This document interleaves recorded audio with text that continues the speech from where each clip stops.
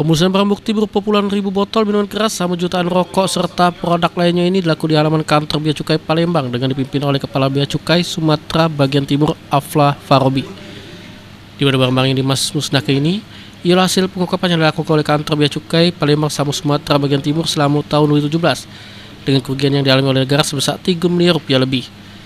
Dijelaskan oleh Afla Farobi selaku Kanwil Bea Cukai Sumatera Bagian Timur bakal memperketat terhadap barang-barang ilegal yang masuk serta meminta dukungan warga Gunung Ngawasi terhadap barang-barang ilegal sambil sinergi dengan aparat hukum lainnya. Kanwil Sumatera Bagian Timur berharap dukungan dari masyarakat untuk bahu-membahu mengawasi masuk dan beredarnya barang-barang ilegal dengan meningkatkan kegiatan pengawasan serta bantuan dan sinergi bersama instansi penegak hukum lainnya dalam rangka pelaksanaan tugas kepabeanan dan cukai demi terciptanya keamanan dan kenyamanan di negara Republik Indonesia ini. Sementara itu, guna nyukses ke Asian Games 2018 di Palembang pada bulan Agustus, Bea Cukai Sumatera Bagian Timur sama Kota Palembang bakal lebih optimal ngenjuk pelayanan khususnya terhadap barang-barang ilegal.